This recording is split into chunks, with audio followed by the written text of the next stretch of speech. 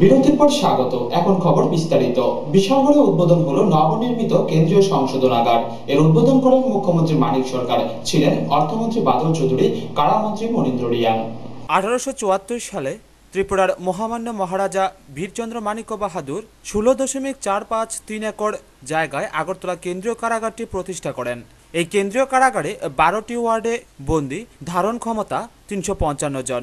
বন্দীদের কল্যাণ সাধনের দায়িত্ব কারা দপ্তরের এবং তদনুসারে দপ্তরবন্দীদের থাকা, খাওয়া, পোশাক পরিচ্ছদ, চিকিৎসা প্রভৃতি প্রয়োজনীয় ন্যূনতম জীবনযাত্রার মান নির্বাহের চাহিদা মিটিয়ে যাচ্ছে। এই কেন্দ্রীয় কারাগারে 10 শয্যা বিশিষ্ট হাসপাতালে একজন ডাক্তারের তত্ত্বাবধানে অন্যান্য প্যারামেডিক্যাল স্টাফদের দ্বারা বন্দীদের সরকারি খরচে চিকিৎসা করা হতো।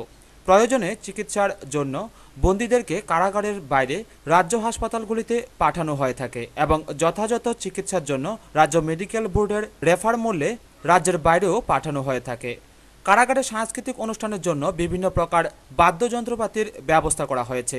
বন্দীদের পড়াশোনার জন্য বিভিন্ন বইয়ের সমাহারে ক্ষুদ্র পাঠাগার গড়ে তোলা হয়েছে এবং নিয়মিত সংবাদপত্রও সরবরাহ করা হচ্ছে। জেলের ভিতরে ধর্মীয় অনুষ্ঠান পালন করার সুবিধাও বন্দীরা পেয়ে থাকে। অভ্যন্তরীণ খেলাধুলা এবং অডিও ভিডিওর মাধ্যমে গান শোনা ইত্যাদির ব্যবস্থাও জেলের অভ্যন্তরে আছে। সাদা কালো টেলিভিশনের পরিবর্তে বন্দীদের চিত্ত বিনোদনের জন্য রঙিন টেলিভিশন দেওয়া হয়েছে। জেল থেকে মুক্তিলাভের পর বন্দীরা যাতে স্বনির্ভর হয়ে চলতে পারে তার জন্য কারাভ্যন্তরে তাদেরকে নানা প্রকার বৃত্তিমূলক প্রশিক্ষণ দেওয়া হয়ে থাকে, যেমন ছাপাখানার কাজ, বই বাঁধানো, তাঁত বোনা, সেলাই, বাঁশবেতের কাজ, কম্পিউটার ট্রেনিং, শূকর পালন, মাশরুম চাষ, কৃষিকাজ, ফুলের চাষ, মৎস্য চাষ, লন্ড্রি, চুল কাটা ইত্যাদি। কারাবাসীদের সংশোধনের জন্য প্রাতকালীন প্রার্থনা, ধ্যান, যোগাসন, প্রাণায়াম ইত্যাদি শেখানো হয় এবং সমস্ত ওয়ার্ডে পিএ সিস্টেমে অডিও সংযোগ করে দেশাত্মবোধক সঙ্গীত, ভজন ইত্যাদি শোনানোর ব্যবস্থা করা হয়ে থাকে। জেলের অভ্যন্তরে বন্দীরা মাধ্যমিক থেকে স্নাতকোত্তর স্তর পর্যন্ত পড়াশোনার সুবিধা পেয়ে থাকে ও প্রাইভেট পরীক্ষায় বসার সুযোগ পায়। 2007 সালের 1 নভেম্বর থেকে বিশালগড় মহকুমার ঘনিয়ামারা মৌজায় 32.62 একর জায়গায় কেন্দ্রীয় সংশোধনাগারের নির্মাণ কাজ শুরু হয় এবং আজ 2013 সালের 1 নভেম্বর তারিখে উক্ত কেন্দ্রীয় কারাগারটি স্থানান্তরিত হয়ে নবনির্মিত ভবনে ত্রিপুরার মাননীয় মুখ্যমন্ত্রী মানিক সরকার কর্তৃক শুভ উদ্বোধনের মাধ্যমে ত্রিপুরা কেন্দ্রীয় সংশোধনাগার হিসেবে আত্মপ্রকাশ করেছে। এই নবনির্মিত সংশোধনাগারের 6টি ভবনে মোট 150 করে 900 বন্দী, একটি মহিলা ওয়ার্ডে 25 জন মহিলা বন্দী, কন্ডেম সেলে মৃত্যুদণ্ডাজ্ঞাপ্রাপ্ত বন্দী এবং আইসোলেশন সেলে দুর্ধর্ষ বন্দী মিলিয়ে মোট 25 জন বন্দী এবং ডিভিশন 1 সেলে 13 জন বন্দী, অর্থাৎ মোট 963 জন বন্দী থাকার ব্যবস্থা রয়েছে। এখানেও থাকা, খাওয়া, পোশাক পরিচ্ছদ, চিকিৎসা, খেলাধুলা, বৃত্তিমূলক প্রশিক্ষণ, চিত্ত বিনোদন সহ সমস্ত ধরনের সুযোগ সুবিধা থাকবে বন্দীদের জন্য। অধিকতর রূপে এখানে বন্দীদের জন্য 20 শয্যা বিশিষ্ট হাসপাতালে একজন মহিলা ডাক্তার সহ 2 জন ডাক্তার এবং প্যারামেডিক্যাল স্টাফ দ্বারা চিকিৎসার ব্যবস্থা আছে। কেন্দ্রীয় সংশোধনাগারের যাত্রা শুরু হলো। সাজাপ্রাপ্ত যারা তাদেরকে 2 দিন পরে এখানে আনা হবে।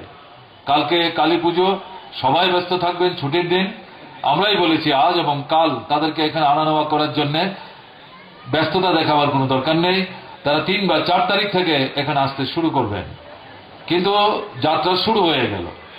যেভাবে সমস্ত কাজটি সুষ্ঠু সম্পাদনের জন্য এলাকার মানুষ, নাগরিকরা সহযোগিতা করেছেন, তাদের কাছে আবেদন থাকবে এই চলার পথে আগামী দিনগুলোতে তারা জেল কর্তৃপক্ষ যারা এখান থেকে এই গোটা জেলটি পরিচালনার দায়িত্ব সামলাবার চেষ্টা করবে, তাদেরকে দয়া করে সহযোগিতা করবেন।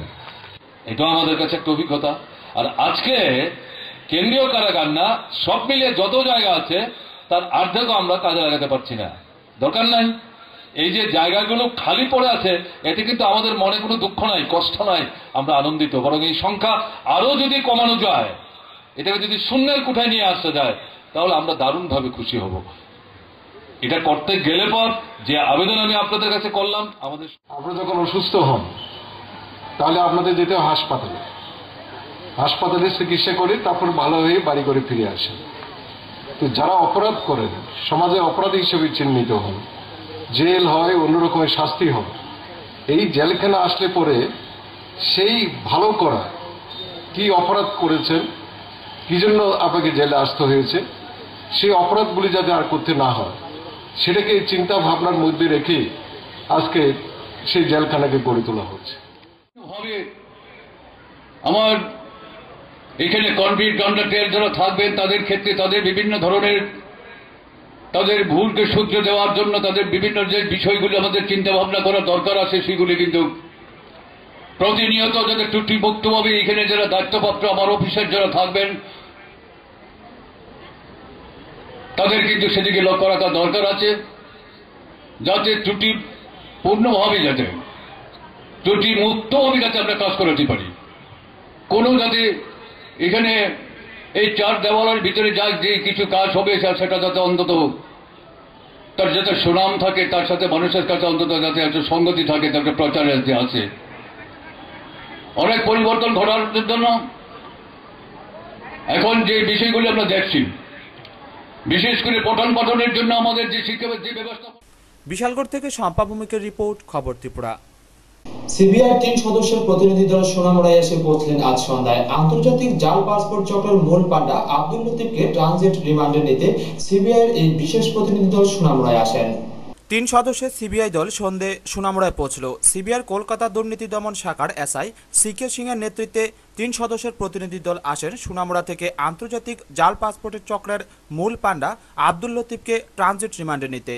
Head constable J K. মোহন ও কনস্টেবল মিস্টার কোচ সহ মহকুমা ম্যাজিস্ট্রেট শঙ্কর চক্রবর্তীর নিকট ট্রানজিট রিমান্ডের আবেদন জানায়। মহকুমা শাসক লতিফকে 7 দিনের ট্রানজিট রিমান্ড দেয়। সন্ধ্যে 7টায় আব্দুল লতিফকে নিয়ে সিবিআই দলটি আগরতলার উদ্দেশ্যে রওনা হয়। আগামীকালের সকালের বিমানে কলকাতায় নিয়ে যাবে লতিফকে নিয়ে কলকাতার 12 নং মেট্রোপলিটন কোর্টে তুলবে। উল্লেখ্য 29 অক্টোবর রাত 8টার সময় রাঙ্গামাটিয়া নিজ বাড়ির পাশ থেকে সোনামুড়ার মহকুমা পুলিশ আধিকারিক তাপস দেবের নেতৃত্বে আব্দুল লতিফকে আটক করে 2005 সালে সিবিআই তার বিরুদ্ধে জাল পাসপোর্টের মামলা করেছিল।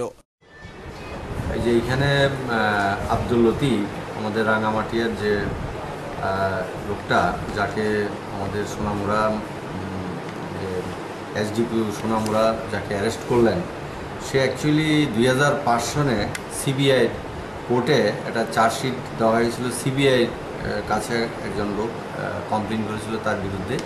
তখন সিবিআই তাকে চার্জশিট দেয় যে তাকে ধরার জন্য এবং বিভিন্ন রাজ্যে তাকে খোঁজাখুঁজি করে 2005 থেকে। তো এতদিন যাবৎ সে অ্যাবসকন্ডিং হয়ে থাকাতে এখন সেইখানে ধরা পড়েছে। গত 30 অক্টোবর আমার মহকুমা কোর্টে এসডিপিও তাকে প্রডিউস করে। তো নিয়ম অনুসারে তাকে আমাদের জেল কাস্টডিতে রাখতে হয়। মহকুমা প্রশাসনের আলাদা কোনো কোর্ট নেই, যে মানে লক আপ নেই, তো জেল কাস্টডিতে আমরা রেখেছি। তো সিবিআইয়ের অফিসার ওনারা এসছেন, ওনাদেরকে খবর দেওয়া হয়েছিল ওই দিনই। ওনারা এসে আমার কাছে রিকুইজিশন দেয় যে আসামি আমাদের চার্জশিটে ধরা পড়েছে, আমাদের ওয়ারেন্ট যে কেসের সঙ্গে রিলেটেড, সে আসামিটা আমাকে দিয়ে দিন এবং একটা ট্রানজিট রিমান্ড দিতে হবে। তো ট্রানজিট রিমান্ড মহকুমা প্রশাসনের তরফ থেকে এসডিএম কোর্ট থেকে আমরা ট্রানজিট রিমান্ড তাকে দিয়ে দিই, যাতে কলকাতা 12th mm যে কোর্ট, সেই কোর্টে সিবিআই কোর্টে তাকে প্রডিউস করার জন্য আমরা 7 দিনের একটা ট্রানজিট রিমান্ড দিয়ে দিই। কাজে সিবিআইয়ের হাতে তুলে দিই, সিবিআই নিয়ে গেছে। সেটা সম্ভবত আগরতলাতে করবে, সেটা যে কোনো পুলিশের জুডিকশনে লক আপে রাখতে পারে। যেই অপরাধ সেটা হচ্ছে জাল পাসপোর্ট তৈরি করার জন্য, এবং বহু কেস এরকম ধরা পড়েছে যে সে জাল নথিপত্র, পাসপোর্ট ইত্যাদি তৈরি করে দিয়েছিল। ব্যুরো রিপোর্ট, খবর ত্রিপুরা। তেলিয়ামুড়া থানা প্রাঙ্গণে অনুষ্ঠিত হয় বিজয়া সম্মেলন ও পুরস্কার বিতরণী অনুষ্ঠান। উপস্থিত ছিলেন মন্ত্রী খগেন্দ্র জমাতিয়া। বিজয়া সম্মেলন ও পুরস্কার বিতরণী অনুষ্ঠান অনুষ্ঠিত হয় গতকাল তেলিয়ামুড়া থানা প্রাঙ্গণে। উদ্যোক্তা ছিলেন তেলিয়ামুড়া শারদীয় দুর্গাপূজা কমিটি। পুরস্কার বিতরণী অনুষ্ঠানে উপস্থিত ছিলেন প্রধান অতিথি মন্ত্রী খগেন্দ্র জমাতিয়া, বিধায়িকা গৌরী দাস, পূজা কমিটির সম্পাদক অশোক দাশগুপ্ত, মহকুমা পুলিশ আধিকারিক চন্দন সাহা সহ অন্যান্যরা। পুরস্কার বিতরণ পর্বে একটি সাংস্কৃতিক অনুষ্ঠানও করা হয়। তারপর 15টি ক্লাব ও সংস্থাকে শারদীয়া প্রশংসাপত্র ও ট্রফি দেওয়া হয়। উল্লেখ্য, তেলিয়ামুড়া মহকুমায় মোট 86টি পূজা হয়। এর মধ্যে থেকে কমিটি 15টিকে বাছাই করে অনুষ্ঠানে মন্ত্রী তার বক্তব্যে এবার পুজো শান্তিপূর্ণভাবে কাটার ফলে তেলিয়ামুড়া জনগণকে ধন্যবাদ জানায়, পাশাপাশি আরক্ষা দপ্তরকেও ধন্যবাদ জানায়। যে আজকে যে আমরা পুরস্কার বিতরণী অনুষ্ঠান করছি মূলত পূজাকে উপলক্ষ করে।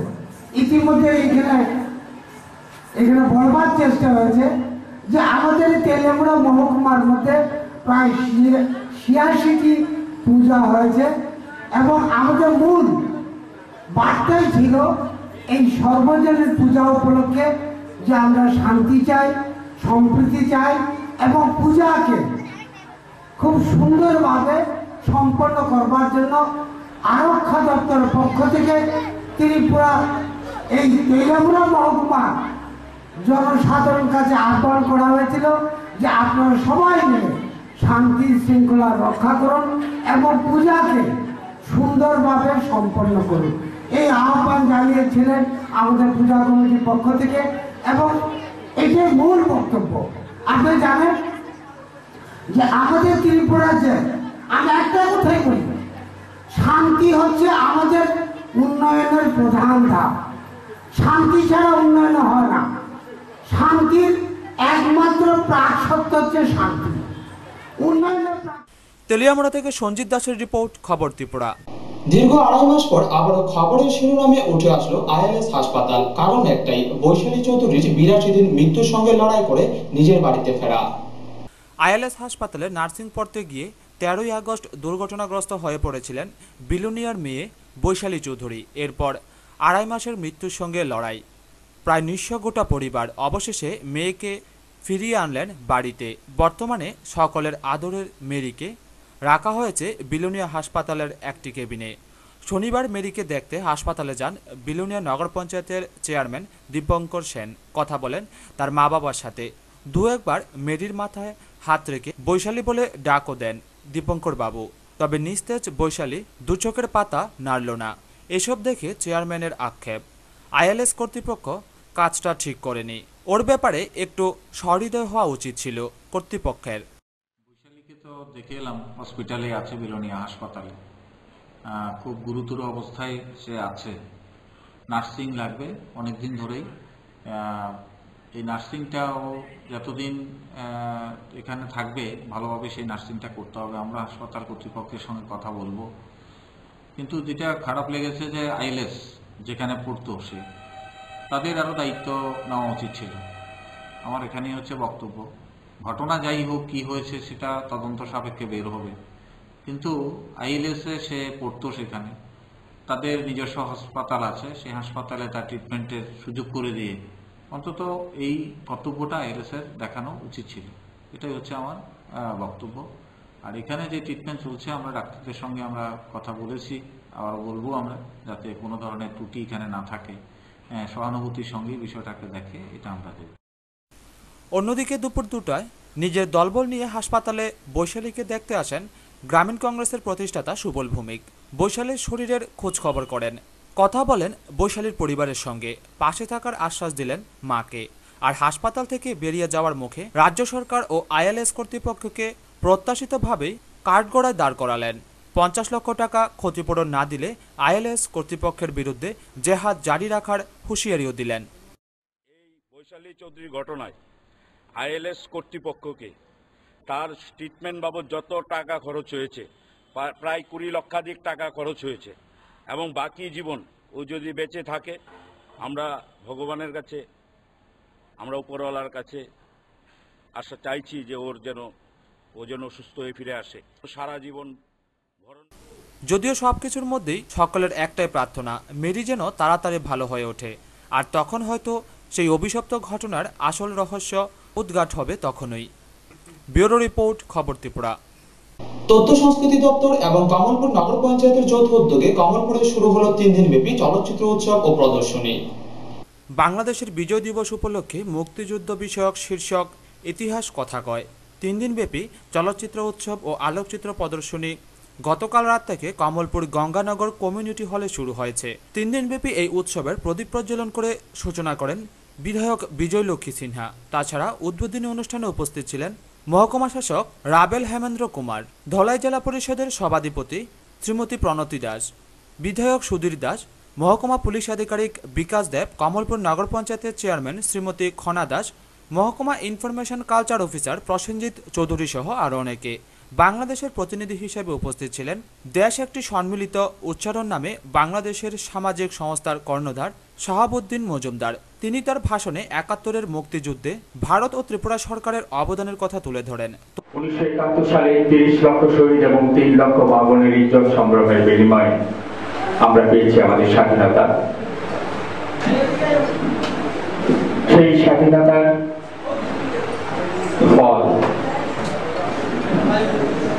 আমরা যখনই কাছে পেতে চাই তখনই আমাদের পতাকাকে, আমাদের স্বাধীনতাকে খামছে ধরছে সেই পুরনো সবুজ।